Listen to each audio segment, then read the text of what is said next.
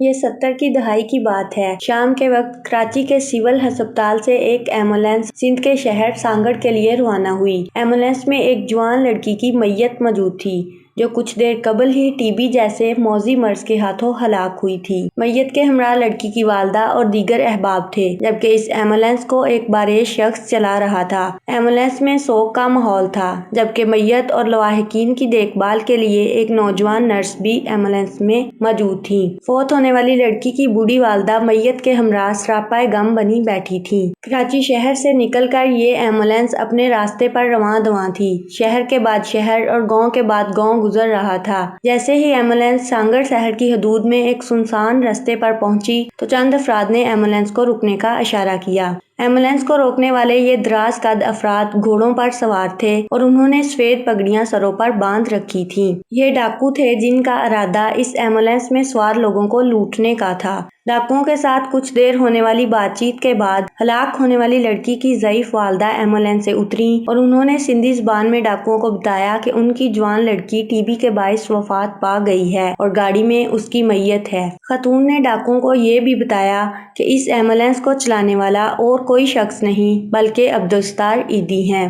یہ سننا تھا کہ ڈاکو گھوڑوں سے اتر آئے۔ ایمبولینس کے ڈرائیور کو بغور اوپر سے نیچے تک اس انداز میں دیکھا جیسے وہ بزرگ خاتون کے قول کی تصدیق کرنا چاہ رہے ہوں۔ ایدی صاحب کو سر سے پاؤں تک دیکھنے کے بعد ایک ڈاکو بولا، ہم مر جائیں گے تو ہمیں ہمارے ماں باپ لینے نہیں آئیں گے، ہمیں یقین ہے کہ تم لینے آؤ گے اور ہماری قبر پر مٹی بھی ڈالو گے۔ یہ کہہ کر ڈاکو نے ایدی صاحب کا ہاتھ چوما اور اپنی جیب سے ایدی فاؤنڈیشن کے لیے 100 روپے چندہ دیا اور ایمبولینس کو عزت و احترام سے رخصت کر دیا۔ یہ واقعہ بی بی سی کو عبدالستار ایدی کی اہلیہ بلقیس ایدی نے سنایا ہے۔ وہ اس واقعے کی چشمدید گواہ ہیں کیونکہ اس ایمبولینس میں موجود نرس کوئی اور نہیں بلکہ خود عبدالستار ایدی تھی۔ بلقیس ایدی بتاتی ہیں کہ یہ وہ وقت تھا جب فلاحی کاموں کے حوالے سے عبدالستار ایدی کی خدمات کا چرچا شہروں، دیہاتوں اور یہاں تک کہ جنگلوں میں موجود ڈاکوؤں تک پھیل چکا تھا اور لوگ نہ صرف انہیں ان کے نام سے جانتے تھے بلکہ ان کی تعظیم بھی کرتے تھے۔ یہ عبدالستار ایدی کی پاکستانی عوام کی بے لوث خدمت کی داستان ہے، جس کا آغاز دوسری عالمی جنگ میں استعمال ہونے والی ایک کھٹارہ ایمبولینس سے ہوا تھا۔ عبدالستار ایدی کا تعلق بانٹو میمن کمیٹی سے تھا۔ وہ قیام پاکستان کے بعد انڈین گجرات سے نقل مکانی کر کے کراچی آ گئے تھے۔ بلقیس ایدی کے مطابق پاکستان آنے کے بعد ابتدا میں ایدی صاحب نے شادیوں میں برتن دھونے جاتے، دودھ اور اخبار فروخت کرتے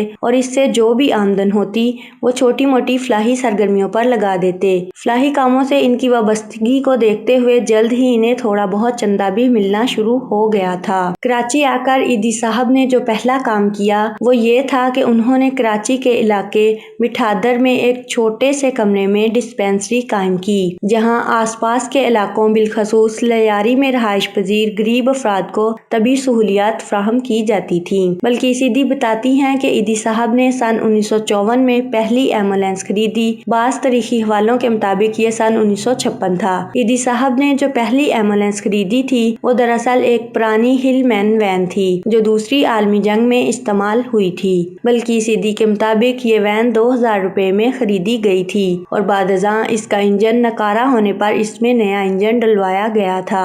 سن 1957 میں جب چین سے ایشین فلو کی وبا دنیا بھر میں پھیلی تو عبدالستار ایدی کو بڑے پیمانے پر فلاحی کام کرنے کا موقع ملا۔ بلقیس ایدی بتاتی ہیں کہ ان دنوں کراچی میں صحت کا نظام محدود تھا۔ جب فلو کی وبا آئی تو بہت سے لوگ مرنے لگے۔ ایدی صاحب نے چارپائیوں والا کیمپ لگایا۔ وہ مریضوں کو گھروں سے لاتے تھے اور سول ہسپتال میں جو ڈاکٹر اور عملہ زیر تربیت تھا ان کے پاس جا کر انہیں ساتھ اپنے کیمپ لے آتے اور مریضوں کو ابتدائی طبی امداد فراہم کرواتے۔ فیصل ایدی بتاتے ہیں کہ ایدی صاحب نے شہر میں 17 کے قریب کیمپ لگائے تھے جہاں حکومت کی مدد سے لوگوں کو ویکسینیشن کی جاتی تھی اور اس کے بعد ان کا کام بڑھتا ہی چلا گیا۔ ایران میں ایمبولینس خراب ہو گئی۔ بلقیس ایدی بتاتی ہیں کہ پہلے پہل پاکستان سے بسوں کے ذریعے لوگ حج کرنے سعودی عرب بذریعہ ایران جاتے تھے۔ ذوالفقار علی بھٹو کی حکومت تھی اور کراچی سے حج پر جانے والے ایک قافلے کو ایک ایمبولینس اور ایک نرس کی ضرورت تھی۔ پھر کیا تھا، ایدی صاحب ڈرائیور بن گئے۔ مجھے بطور نرس اور ایدی صاحب کو بطور ایمبولینس ڈرائیور کرایہ 4,000 روپے ملے۔ ان پیسوں سے ہم نے تھوڑی بہت دوائیں خریدی کیونکہ سفر میں کئی بزرگ بھی تھے۔ ان دنوں میں حج پر جانے کا کرایہ لگ بھگ 1,100 روپے تھا۔ قافلے میں موجود سب لوگوں نے تھوڑا تھوڑا سامان لیا تھا، لیکن ایدی صاحب نے مجھے کچھ لینے نہیں دیا۔ میری خالہ نے مجھے اچار دیا تھا اور میرے پاس موجود تھا جس سے ہم گزارا کر لیتے تھے۔ جب کوئٹہ پہنچے تو برف باری شروع ہو گئی۔ ایدی صاحب نے مجھے اس رقم سے کپڑے بھی لینے نہیں دیے تھے، صرف 2-3 سادہ سے جوڑے جو سردی کی شدت کو برداشت کرنے کے لیے انتہائی ناکافی تھے۔ ہم لنڈا بازار گئے، وہاں سے ہم نے پتلون اور ٹوپی وغیرہ خریدی اور ایران کی جانب سفر شروع ہوا۔ پرانی ایمبولینس زیادہ دیر ساتھ نہ دے سکی اور ایران میں برف باری کی وجہ سے خراب ہو گئی۔ وہاں سے ہم نے اس ابتدائی ایمبولینس میں نیا انجن ڈلوایا۔ بلکہ اس ایدی کے مطابق ابتدا میں ایدی صاحب کے پاس بس ایک ہی ایمبولینس تھی، لیکن بعد میں ان کی لگن اور جنون بڑھتا گیا، لوگوں نے مدد کی اور کچھ عرصے میں یہ تعداد بڑھتی گئی اور آج ایدی کی 1500 کے لگ بھگ ایمبولینس ہیں۔ بلکہ اس ایدی بتاتی ہیں کہ ایدی صاحب جب بھی کراچی سے باہر ایمبولینس میں میت چھوڑنے جاتے تھے تو انہیں ساتھ لے جاتے تھے۔ یہی ہمارا گھومنا پھرنا ہوتا تھا، اس کے علاوہ زیادہ کہیں نہیں آتے جاتے تھے۔ جس عمارت میں ایدی صاحب کا ابتدائی گھر تھا، اس بلڈنگ میں کچھ لڑکیاں بھی رہتی تھیں۔ بلکیس بتاتی ہیں کہ میتوں کو چھوڑنے جاتے تو وہ لڑکیاں بھی ساتھ چل پڑتی۔ جب واپسی پر دیہاتوں سے گزرتے تھے تو راستے میں ٹیوب ویل آتے، وہاں گاڑی ٹھنڈی کرنے کے لیے روکتے تھے۔ ٹیوب ویل میں مزہ آتا تھا، سب پانی میں چلے جاتے تھے، نہا دھو کر وہاں جھگیوں میں ہی مقامی افراد کو کچھ پیسے دیتے اور وہ کھانا تیار کر دیتے۔ جھولا پروجیکٹ کے بارے میں وہ بتاتی ہیں کہ پہل کچرے کے ڈھیروں سے روزانہ نومولود بچوں کی لاشیں یا زندہ بچے ملتے تھے۔ اس صورتحال پر ایدی صاحب رات کو بیٹھ کر مجھ سے مشورہ کرتے تھے۔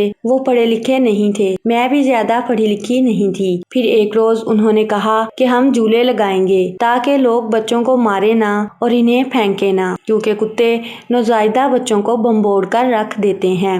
ہم نے اپنے سینٹروں کے باہر جھولے لگائے اور لوگوں کو کہا کہ بچوں کو اس میں ڈال دیں، آپ سے کوئی سوال نہیں پوچھے گا۔ ہمارے اس اقدام کی علماء نے بہت مخالفت کی اور ہمیں جہنمی تک قرار دیا۔ وہ کہتے تھے تم دوزخ میں جاؤ گے، ہمیں کافر قرار دینے کے فتوے دیے۔ اس پر ایدی صاحب نے کہا کہ مجھے تمہاری والی جنت میں نہیں جانا۔ ایدی فاؤنڈیشن کا سپر ہائی وے پر ایک بڑا سینٹر موجود ہے جہاں ٹی بی کے مریضوں کو بھی رکھا جاتا ہے۔ بلکہ ایدی بتاتی ہیں کہ انہوں نے نوری آباد میں 20 روپے گز کے حساب سے 65 ایکڑ زمین لی تھی جو اس مقصد کے لیے استعمال ہوتی ہے۔ وہ مسکراتے ہوئے کہتی ہیں اب اللہ کرے اس زمین پر کسی کی نظر نہ پڑ جائے۔ ایدی صاحب نے ایک دن وہاں 2 قبریں کھدوا لی اور کہا ایک میری ہے اور ایک تمہاری، بلکہ اس کی۔ میں نے کہا کہ میں تو وہاں نہیں جاؤں گی، اتنا دور ہے، وہاں تو کوئی فاتحہ پڑھنے بھی نہیں آئے گا۔ اس پر ایدی صاحب نے کہا کہ تم مرو گی تو میں ہی پوچھنے آؤں گا نا۔ ایدی صاحب کی اسی قبر میں تدفین کی گئی جو قبر انہوں نے اپنے لیے بنوائی تھی۔ بلکہ ایدی نے عبدالستار ایدی کی مٹھادر میں قائم ڈسپینسری میں بطور زیر تربیت نرس اپنی خدمات کا آغاز کیا تھا۔ بقول ان کے ڈاکٹروں نے ایدی صاحب کو مشورہ دیا تھا کہ نرسنگ سکول شروع کریں، اس کی اشد ضرورت ہے، جس کے بعد ان سمیت کئی لڑکیوں نے یہاں داخلہ لیا۔ میں سلائی سیکھنے جاتی تھی، ایک روز ٹیچر نے مجھے مارا، جس کے بعد میں نے کہا کہ اب وہاں نہیں جاؤں گی اور پھر میں یہاں نرسنگ میں آ گئی۔ یہاں میری قسمت لکھی تھی، عزت شہرت سب ملی۔ بلکہ ایدی بتاتی ہیں کہ ایدی صاحب اور میری عمر میں کافی فرق تھا، کئی لڑکیوں نے منع کر دیا تھا کہ ان کی داڑھی ہے۔ میری والدہ نے مجھ سے پوچھا تو میں نے کہا کہ ان سے شادی کروا دیں۔ شادی کے بعد میں اکثر لڑتی جھگڑتی تھی کیونکہ ایدی صاحب نے کبھی نارمل گھریلو زندگی نہیں اپنائی، اپنا گھر لے کر نہیں دیا۔ میں ان کے پاس رہتی تو ہمارے بچے میری والدہ کے گھر رہتے تھے۔ ابتدا میں ہم ڈسپینسری کی چھت پر رہتے تھے۔ میرے 3 بچے ہوئے تو انہوں نے وہاں ہی ٹی بی وارڈ کھول لیا۔ ڈاکٹرز نے کہا کہ آپ کے بچے چھوٹے ہیں، اب یہاں ٹی بی وارڈ کھل گیا ہے، آپ یہاں سے چلے جاؤ، تو انہوں نے مجھے میری ماں کے پاس بھیج دیا۔ بلکہ ایدی آج بھی اسی ڈسپینسری کے کمرے میں رہتی ہیں۔ 3 منزلہ عمارت میں فرسٹ فلور پر انتظامی دفتر اور مردوں کا دواخانہ ہے، دوسری منزل پر میٹرنٹی ہوم اور بلکیس ایدی کا کمرہ، جبکہ تیسری منزل پر 5 سال تک کی عمر کے بچوں کے کمرے، کلاس روم اور کچن ہے۔ میں بار بار ایدی صاحب کو کہتی رہی کہ اپنا گھر دلا دو جو 3 کمروں کا ہو، جہاں گیلری ہو تاکہ میں اس میں کپڑے دھو کر سکھا سکوں، لیکن انہوں نے کبھی میری بات نہیں مانی۔ پاکستان میں ایدی فاؤنڈیشن کا انتظام عبدالستار ایدی کے بیٹے فیصل ایدی اور پوتے سعد ایدی سنبھالتے ہیں۔ بلقیس ایدی کے مطابق فیصل نے اپنی اہلیہ کو خواتین کے سینٹروں کی ذمہ داری دے دی ہے، جبکہ سعد اور احمد چھوٹا بیٹا مل کر کام کرتے ہیں۔ فیصل بچوں کی پڑھائی کے معاملے میں سوچ رہا ہے اور اس کا میڈیکل یونیورسٹی بنانے کا خیال ہے تاکہ نرسنگ کو پروموٹ کیا جائے۔ وہ ہمارے ڈرائیوروں کو بھی تربیت فراہم کرتا ہے۔ ہم نے انتظام ایسا کیا ہے کہ 10 سینٹروں کا انچارج ایک آدمی کو بنا دیا ہے اور ساتھ میں ہم بھی چکر لگاتے رہتے ہیں۔ ایدی فاؤنڈیشن عام لوگوں کے چندے سے چلنے والا ایک ادارہ ہے جس نے حکومتوں سے کوئی مدد حاصل نہیں کی۔ بلقیس ایدی کے مطابق ایدی فاؤنڈیشن نے کبھی حکومتوں سے کوئی واسطہ نہیں رکھا اور نہ ہی کبھی پیسے لیے۔ وہ کہتے تھے کہ بلقیس اگر سرکار سے پیسے لیے تو ان کی پرچیاں آئیں گی، مجھے ان کے آدمیوں کو پالنا پڑے گا، پھر کام نہیں کر سکوں گا۔ ایدی فاؤنڈیشن اس وقت ایمبولینس سروس کے ساتھ لاوارث بچوں اور بزرگوں کے سینٹر بھی چلا رہی ہے۔ بلقیس ایدی بتاتی ہیں کہ ایدی صاحب نے ایک نقشہ بنایا تھا کہ ہر 25 کلومیٹر کے فاصلے پر گاڑی کھڑی رکھوں گا، وہاں دری اسکول کھولوں گا اور ایک ڈاکٹر ہوگا جو ایمرجنسی میں مریض دیکھے گا اور اسکول میں دیہاتوں کے بچے آ کر پڑھیں گے، لیکن یہ منصوبہ کامیاب نہیں ہوا۔ کراچی میں اس وقت کئی رضاکار تنظیموں اور حکومت کی ایمبولینس سروس شروع ہو چکی ہیں۔ بلقیس ایدی بتاتی ہیں کہ انہیں دیکھ کر بہت سے لوگوں کو ترغیب ملی اور بہت سے لوگوں نے فلاحی سروسز شروع کی۔ کسی کا بھلا تو ہوتا ہے، اب ہم کو کام کرنا پڑتا ہے، لوگ کہیں پر بھی فون کریں، گاڑی آ جاتی ہے۔